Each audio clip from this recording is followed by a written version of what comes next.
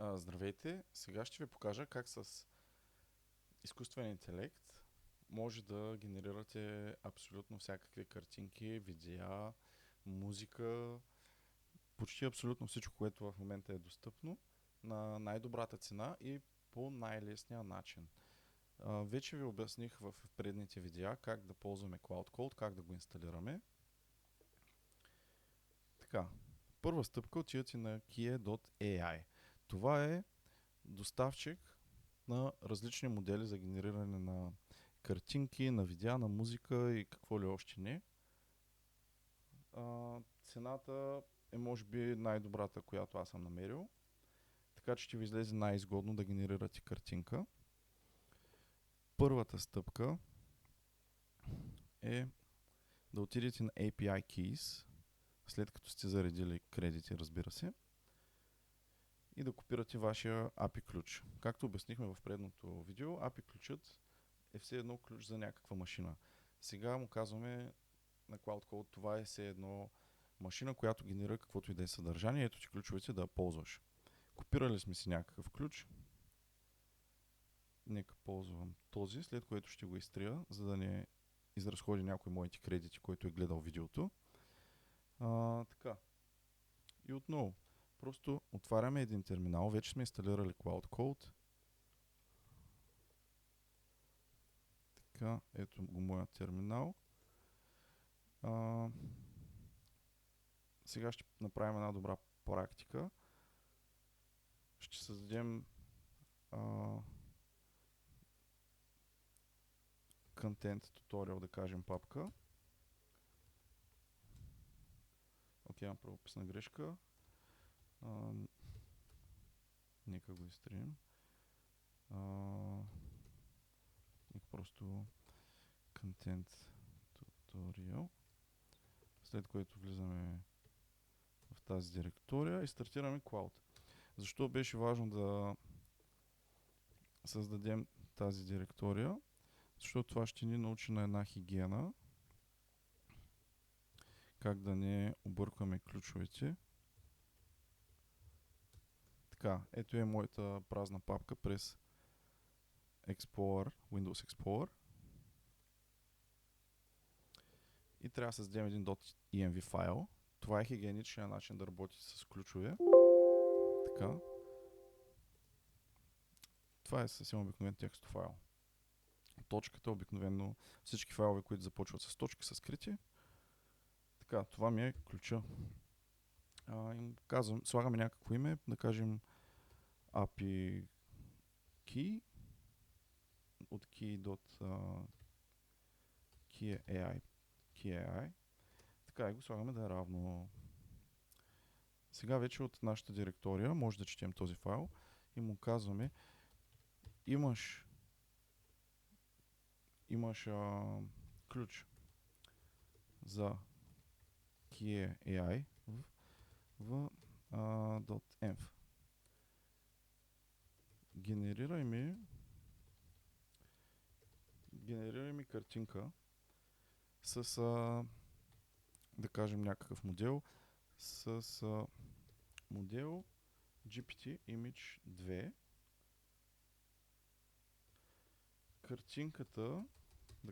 Картинката да е подходяща за Instagram, страницата ни за нашият сайт AI България BG. Това е достатъчно. Така и започва работата.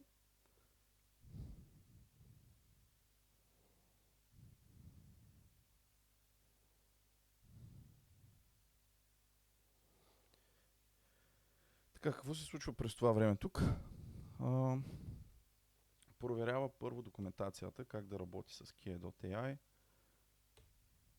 Това отнема някакво време. И ето виждаме в бекграунда, създава се работна директория cloud.cloud. В .cloud съхранява скиловете си, което са умения и всичко останало. Така че когато се върнем да може да продължим работата от там. а да не трябва всеки път да му казваме ето ти ключа, така, така, така. Защото повечето системи, които създаваме, а, те се надграждат. Примерно днес сме работили, сме му обяснявали, ще правим контент за Instagram, бранд имиджа ми ери какъв си, аудиторията ми ери каква си.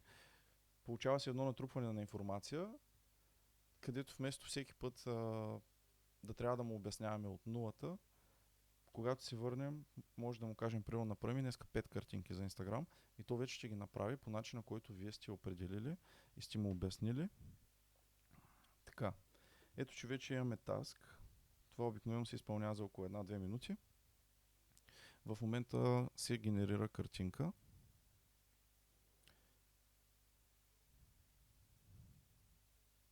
Интересното също е, че когато му дадете някакъв линк, в случая ние му казахме AI България BG, той често проверява сайта, бизнеса или каквото сте му дали като референтна стойност, за да се запознае повече с детайли. Сега като отвори нашия сайт, ще добие прямо представа какво правим и ще го направи така, че да пасва за нашата Instagram страница. В случая още виждам, че в лога тук, който чета, не е отворил сайта, но да видим какво ще стане все пак. Друго интересно, което се струва тук да следите в лога, някой път има объркване на моделите, ако го изпишете грешно. В случая изглежда, че нещата се случват както трябва. Използва модела, който му казах. Казва, че ще направи портретна картинка 4:5 пропорция, която е идеална за Instagram feed на 2К резолюция. И има някаква идея да използва модерен AI Tech дизайн, който е настроен за български AI бранд. В момента тече генерирането. На KeyAI тук може да видим всичко, което сме генерирали в лога и колко ни струва. В случая виждаме, че тази генерация е около 10 кредита, което мисля, че е $5 цента. Задачата все още е running. Други логове, когато направим hover, т.е. просто сложим курсора върху параметрите, тук може да видим точно как е извикана заявката. Сега не е нужно да задълбаваме прекалено много, но виждате, че тук това е промпта, който се дава на модела Nano Banano Pro при генериране на картинка. Това е нещо друго, което съм генерирал. Това е за една много вкусна напитка. Instagram картинка. Ето виждате бутилката, човека, някакви други генерации, които съм правил. Така, това все още е running. Реално дори не ви трябва да се проверява тук. Ето, че вече е success. Имаме картинка AI България. Имаме и отговор тук. Логът ви трябва само за да следите нещата горе-долу как се получават. Но ето реално резултат, който получихме. Готово. Картинката е генерирана. Запазена е локално. Формат и ето къде е запазена. В директорията, която създавахме, която е Content Tutorial, AI България Instagram и отваряме директно от нашия компютър. Ето това вече може да се посне в Instagram, примерно. Може дори да му кажем да, може да направим description, може да направим много други неща. В момента правим само най-бейсик стъпките, за да започнат хората да свикват с ползването на това нещо. Мога да ви покажа една работна директория, примерно. Така и така отворихме за тази напитка темата. Ето примерно нещо, което аз съм работил. Виждате, тук има доста повече папки. Това е дни работа, не е направено за един ден. Генерирал съм различни неща. Примерно имам папка с актьори, които ползвам. Примерно тук съм генерирал български татко, който искам да ползвам в някаква определена сцена. Защо съм ги генерирал по този начин? Когато генерираме един и същи човек под различни ъгли, след това може да го използва, има начин по който да го използваме, така че винаги човека да изглежда по един и същи начин, да ни халюцинира образа. Създали сме абсолютно всякакви архетипи. В момента това е само basic туториал. Просто как да свържете нещата и за да започнете да генерирате някакви картинки. Няма да задълбавам пак всичко каквото се случва, как се прави. Това ще е по-адванс курс, след като нагласите всичко. Ето виждате, имам не знам колко са, 10-15 сигурно различни актьора в тази работна директория. Тествал съм различни модели. Това изглежда като някакъв Facebook cover тест. И можем и да правим видеа. Видеята са доста по-скъпи и сложни, така че нека първо да поработим с картинки, да свикнете, да не горите пари. Ето тук някаква мацка си пие на плажа. Тук съм пробвал някакъв ъгъл за напитка с рецепти. И да, за днес ще е само това. Опитайте се да го направите това и може да генерирате по същия начин за TikTok, за Instagram.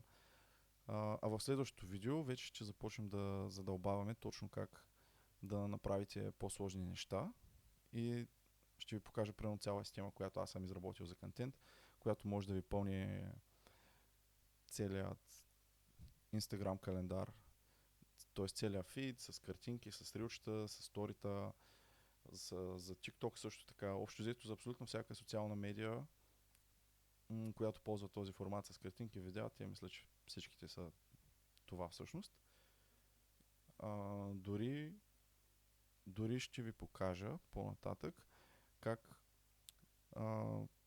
с различни роботи, в случая да кажем имам примерно 10 робота, които са една цяла фирма. Единият е сценарист, другият е дизайнер, третият е проверява други брандове, какви маркетинг ъгли ползват и как всички тези 10 да работят заедно, за да имате наистина професионална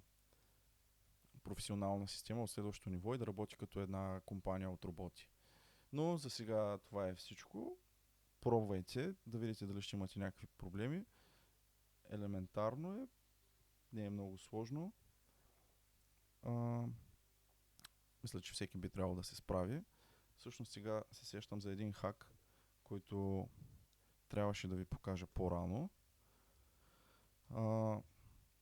Как да решаваме проблемите, когато ползваме AI и още нямаме Cloud Code. Отваряте който и да е модел. Примерно повечето хора са свикнали с ChatGPT. Аз лично спрях да го ползвам от както минах на Cloud. Изключително важно нещо, казвам ви хака какъв е, научете се да правите скриншоти. Аз правя скриншот с Control и Print Screen на клавиатурата. Примерно натискам Control и Print Screen и ето, че ми излиза скриншот програма.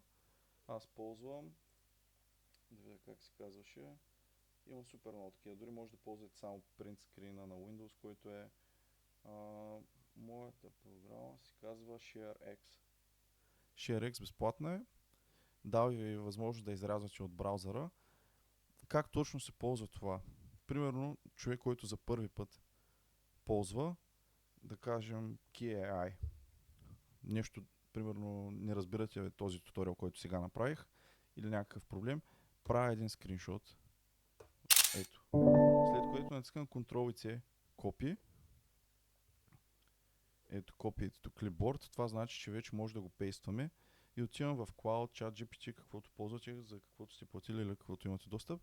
Натискам Ctrl и V и му казвам как, примерно, да кажем, не може да намерите нещо от менюто сега. Това е просто тест. Как да намеря от този сайт API ключ. Бам. И сега ще ни обясни как да го направим. Абсолютно всеки проблем, който ви излезе. Дали, примерно, нещо не може да свърши асистента. Дали някои хора, както писаха имаха проблеми с SIP-Trunk. Много проблеми се решават по този начин. Това е изключително елементарно, но всъщност е голям хак.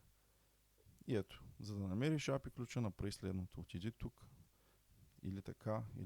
Ето, напомня ни важни стъпки за .env, така.